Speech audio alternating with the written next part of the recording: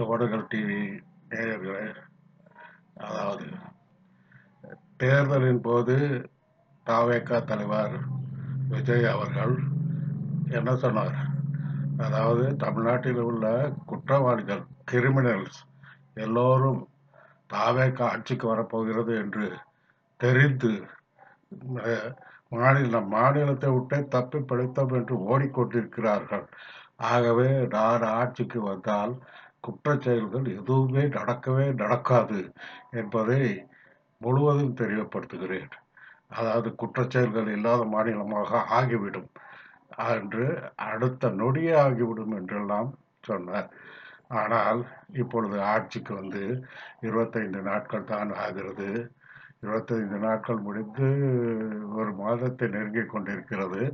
இந்த நிலையில் கொலை, கொள்ளை, கற்பழிப்பு என்று குற்றச் செயல்கள் எங்கு பார்த்தாலும், அதிலும் கோவையிலும், திருச்சியிலும், தூத்துக்குடியிலும் இளம் குழந்தைகள் எல்லாம் பாலியல் வன்கொடுமைக்குள்ளாகிவிட்டார்கள். திருச்சியிலும் தூத்துக்குடியிலும் அந்த குழந்தைகளை காணவில்லை என்று தேடிக்கொள்கிறேன். திருச்சியில் அந்த குழந்தை கிடைத்தது. அது ஏதோ போதை ஊட்டப்பட்டு அது கண்விழித்த போது சுற்றிலும் பலர் இருந்ததாகவும் சொன்னது. அப்பொழுது அது தன்னை கெடுத்து விட்டார்கள் என்று உணர்ந்திருக்கிறது. அதை போலீஸ் வசம் சொல்லியிருக்கிறது. போலீஸ்காரர்கள் அப்படியெல்லாம் இருக்க வாய்ப்பில்லை என்று ஏதோ படுத்தி இருக்கிறார்கள். இது எல்லாம் நடந்து முடித்திருக்கு.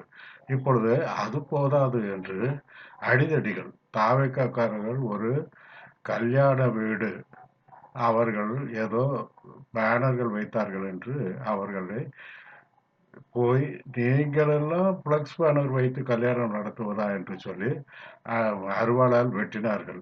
அதிலும் சிலர் அந்த அந்த அடிதடியை நடத்தி விட்டு போய்விட்டு திரும்பவும் வந்து, இந்த இவன் தான் அப்படி சொன்னான், இவன் இவன் என்று சில இளம் வாலிபர்களை காமித்து அவர்களை எல்லாம் வந்து மீண்டும் வெட்டி இருக்கிறார்கள்.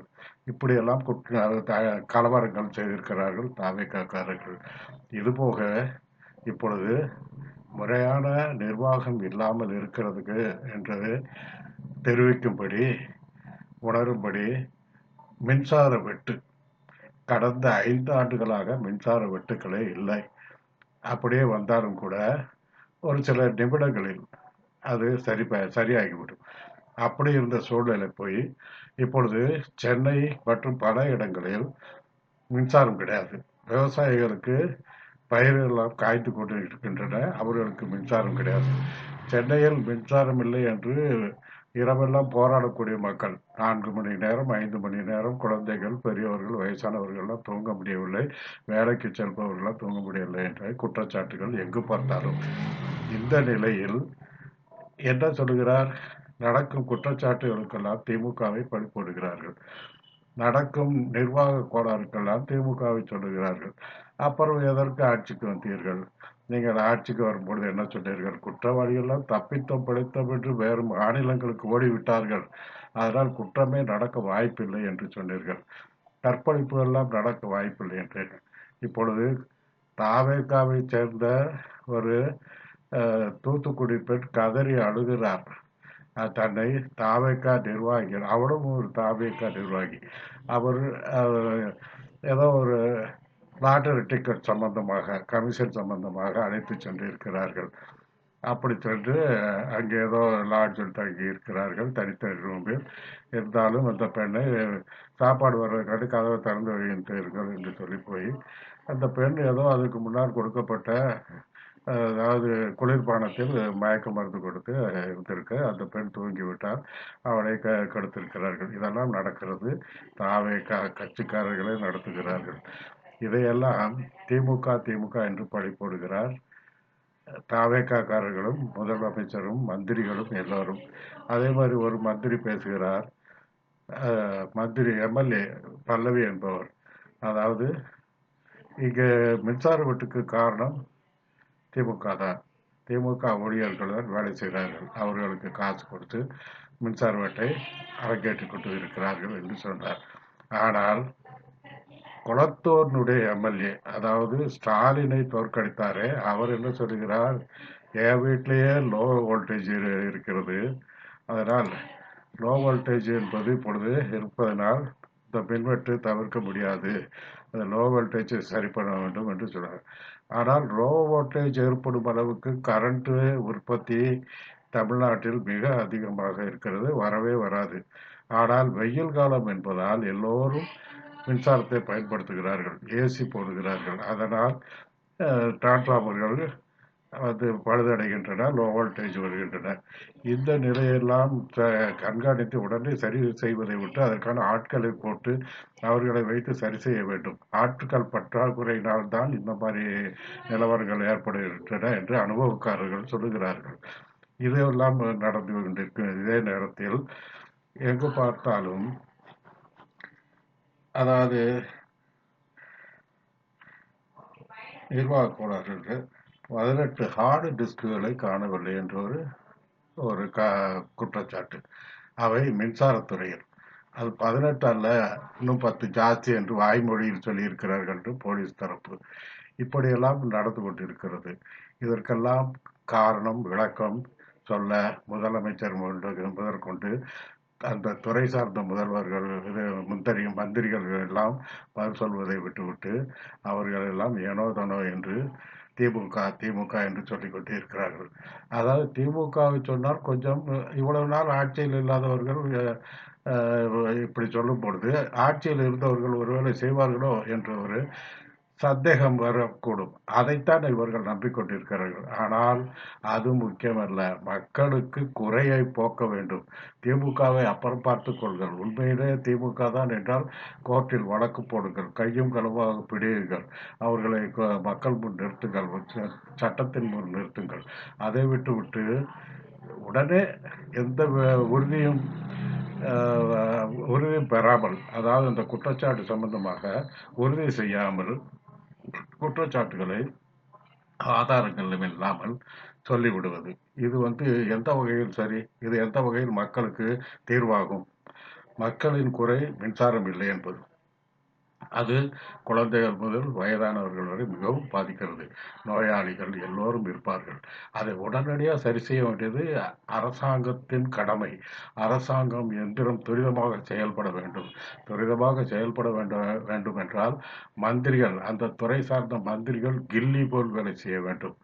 அதாவது கில்லி என்று ஏன் சொல்கிறேன் என்றால் அது அவர்கள் மொழி, அவர்கள் படத்தினுடைய வேகத்திற்கான ஒரு சொல்லாக இருந்தது.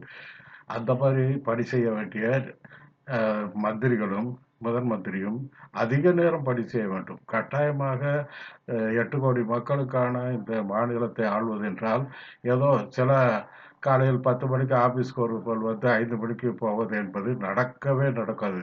மக்கள் பணி என்பது முடிவில்லாதது. ஆரம்பமும் எப்போ என்று தெரியாது, எப்போ முடிப்பது என்று தெரியாது. அத்தனை பிரச்சனைகள் வரும்.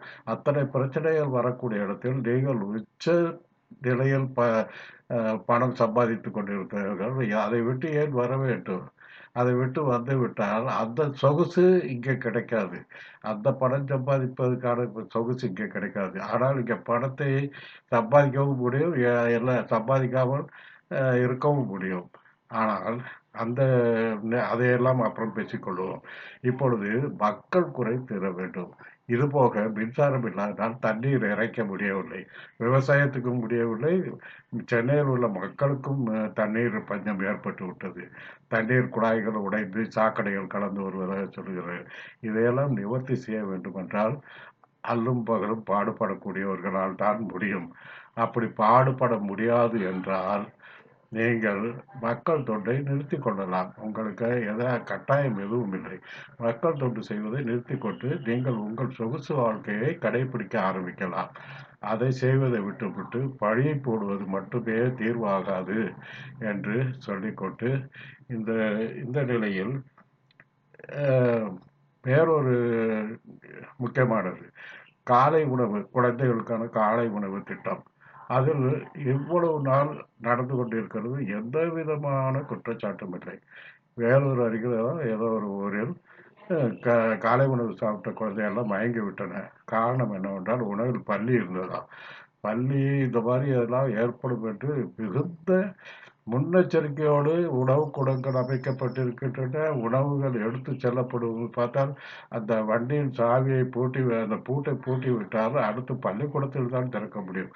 அதேமாரி அந்த பள்ளிக்கூடத்தில் பூட்டிவிட்டால் அடுத்த பள்ளிக்கூடத்தில் தான் திறக்க முடியும். சாப்பாட்டு வரக்கூடிய வண்டியை. அப்படி ஒரு நிர்வாகத்தை ஏற்படுத்தி வைத்து தான் உணவுகளை இந்த அளவுக்கு குற்ற குறைகள் இல்லாத உணவு வழங்கப்பட்டு வருகிறது. இப்பொழுது ஆட்சிக்கு வந்து 25 நாட்களுக்குள்ளாக ஒரு குழந்தை பள்ளிக்கூடத்தில் உணவில் பள்ளி இருந்து குழந்தைகள் மயங்கி இருக்கின்றன. இதெல்லாம் நிர்வாக சீர்கேடு. அதாவது நிர்வாகத்தை கவனிக்க தெரியவில்லை, நிர்வாகம் செய்ய தெரியவில்லை. ஆனால் கொஞ்சம் கொஞ்சமாக பழகலாம். இந்த 25 நாட்களில் நீங்கள் நிச்சயமாக ஓரளவுக்கு பழகி இருக்கலாம். 6 மாதம் டைம் என்பது 1 மாதம் அல்லவா? 6ல் 1 பங்கு அல்லவா? அதனால் இந்நேரம் பழகி இருக்க வேண்டும் நீங்கள். ஆனால் பழகுன அதையெல்லாம் பற்றி பேசாமல் குற்றம் சொல்வதிலே வாடிக்கை கொண்டிருந்தால் மக்களினுடைய வெறுப்பைத்தான் பெறுவீர்கள்.